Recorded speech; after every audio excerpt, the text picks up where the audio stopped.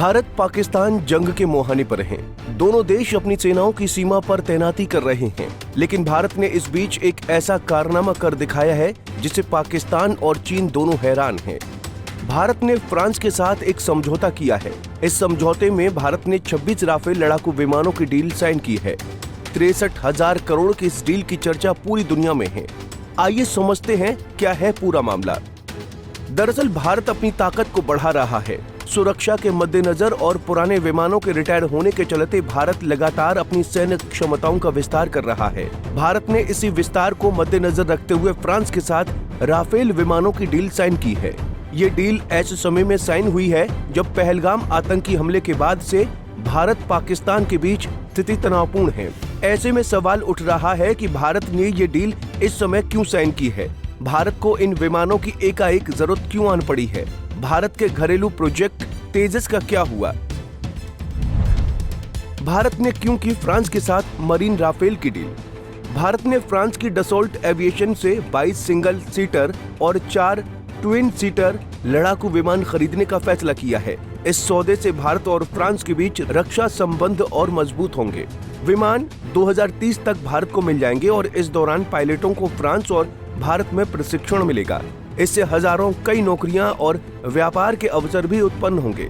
भारतीय वायुसेना फिलहाल 36 राफेल लड़ाकू विमानों का संचालन करती है और भारतीय नौसेना में मुख्य रूप से रूसी MiG-29 विमान हैं।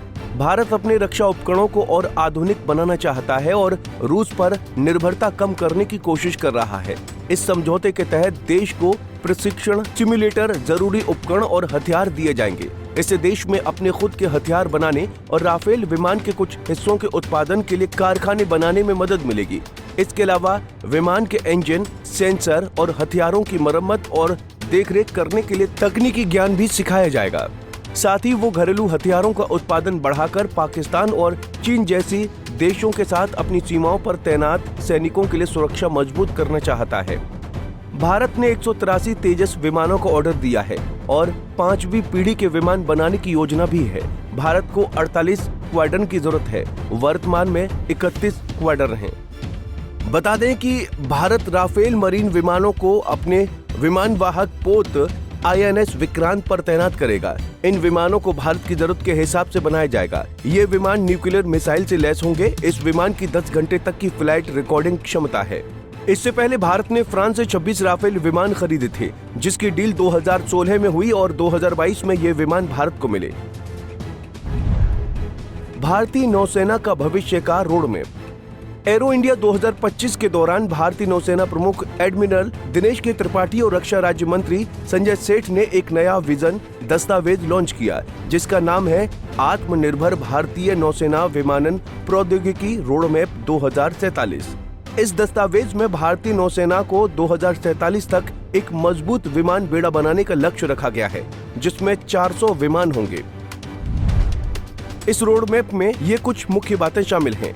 5वीं पीढ़ी के ट्विन इंजन डेक आधारित लड़ाकू विमान जो मौजूदा लड़ाकू विमानों की जगह लेंगे। समुद्री टोही विमान जो लंबी, मध्यम और छोटी दूरी के होंगे। हवाई प्रारंभिक चेतावनी और नियंत्रण विमान जो विमान वाहन से उड़ान भरेंगे। उभयचर विमान जो समुद्र के किनारे पर उतरने में सक्षम होंगे।